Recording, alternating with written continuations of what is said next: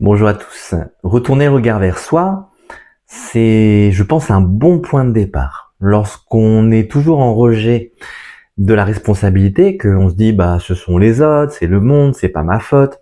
Ce qui m'arrive ne vient pas de mes propres efforts, c'est pas le fait que je ne me place pas dans les bonnes directions, dans les bonnes structures, qui fait que je me retrouve dans une situation catastrophique et que je n'arrive pas à développer mes projets, à dérouler une vie équilibrée ou une relation affective saine. Et si je retrouve la même situation, bah, je vais me dire que c'est parce que je n'ai pas de chance, mais je peux aussi prendre le chemin inverse en me disant que si je retourne le regard vers moi, donc je prends les choses un peu comme un miroir, et lorsque ça se passe à l'extérieur, eh bien ça reflète quelque chose qui se vit à l'intérieur de moi, alors peut-être que là je peux faire une démarche qui me permette d'avancer.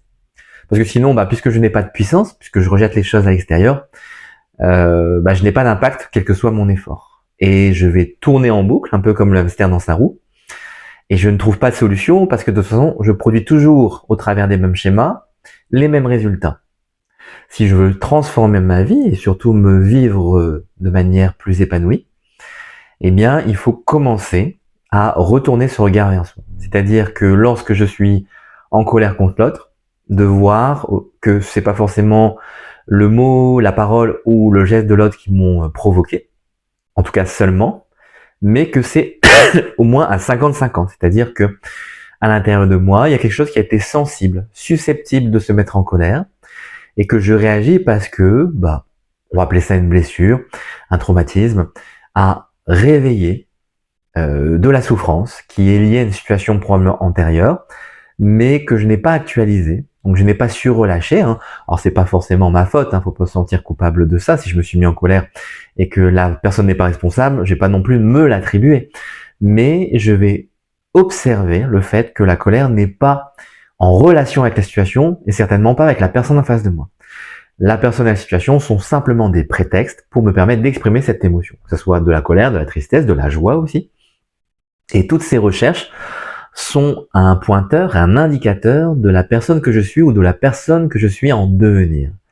Et ces résistances vont pouvoir être du coup tout doucement conscientisées, venir en surface et du coup accueillies, relâchées et par voie de conséquence se désagréger de par le fait que cette énergie est replacée à sa place. Par exemple, bien quand j'étais enfant, on m'a toujours dit que j'étais incapable.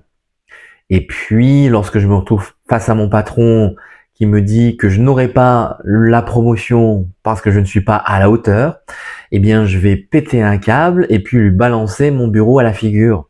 Et là, je vais me retrouver au commissariat pour coups et blessures et je vais en vouloir à la société qui ne me prend pas en compte parce que le monde est injuste et que je le subis et parce que bien sûr moi je suis une bonne personne et que les autres ne sont pas du tout pareils. Et cette fatalité va me tomber dessus à différentes reprises. Donc elle va valider cette sensation que je suis dans mon bon droit et je suis le point de référence qui devrait être validé et que bien le monde n'est pas bien fait, il ne se passe que des mauvaises choses. Donc ça va structurer un univers un petit peu négatif qui va me donner la sensation que je vis une vie injuste et que bah ça ne vaut pas la peine ou que ça sera toujours comme cela.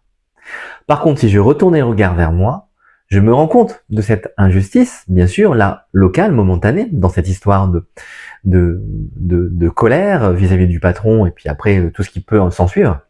Mais je me rends surtout compte que la colère n'est pas issue de la situation uniquement, qu'elle vient plus profondément d'une colère refoulée et que c'est en fonction de la façon dont j'ai vécu l'expérience initiale, qui est le fait d'être déprécié au sein de la famille, qui fait que aujourd'hui je ne suis pas capable d'accueillir lorsque une situation sollicite une forme d'injustice. Donc l'injustice étant d'ailleurs un peu un point de vue, parce que peut-être que de la part des autres personnes, il n'y a pas de sensation d'injustice.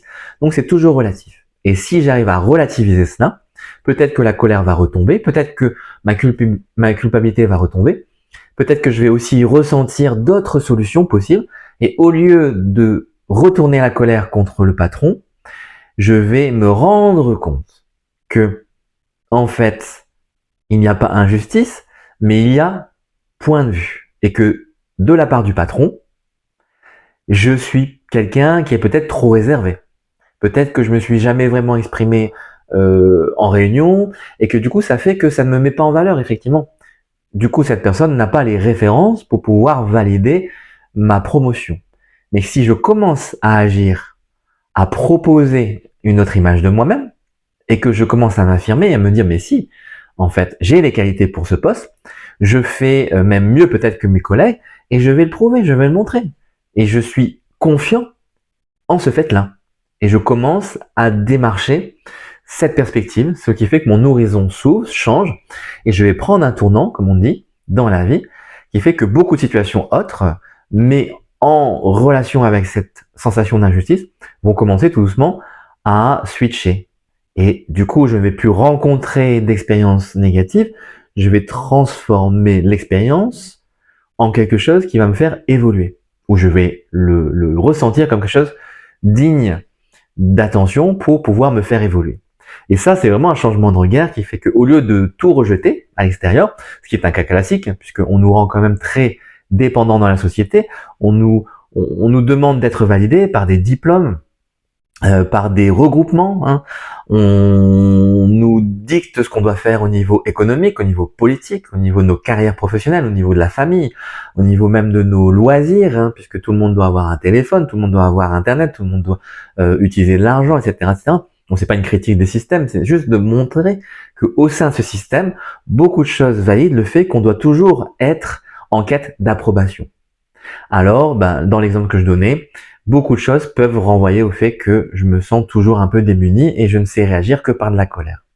Mais si j'ai retourné ce regard sur moi, retourné pas dans le sens je me venge, évidemment, mais je porte l'attention sur non pas ce qui semble me troubler, mais sur le véritable trouble, c'est-à-dire en fait simplement moi-même. Je me porte de l'attention et à partir de là, il n'y a qu'un pas pour se dire si je fais attention à moi, je me soigne, je me guéris, et ça veut dire qu'en fait, je recueille de l'amour, je m'offre ce cadeau par le fait que, tout doucement, la conscience de la personne que je suis, et tout doucement de l'être que je suis, par extension, va me procurer une véritable puissance. Donc je ne vais plus me sentir complètement perdu dans ce monde qui est noir, qui est plein de conflits, qui est plein de méchanceté. Je vais commencer à voir que je peux tracer un chemin au sein même du chaos.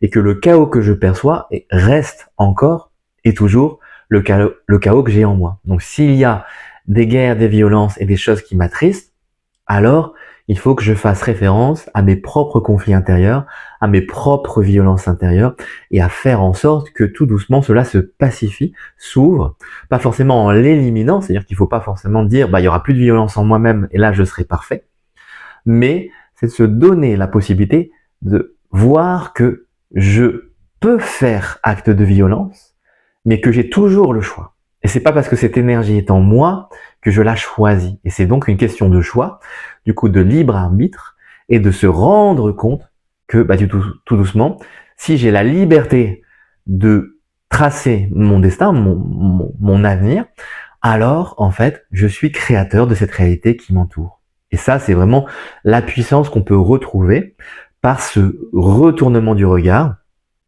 et cette attention qui va se porter sur soi. Voilà un petit peu la proposition de sujet que je vous faisais aujourd'hui.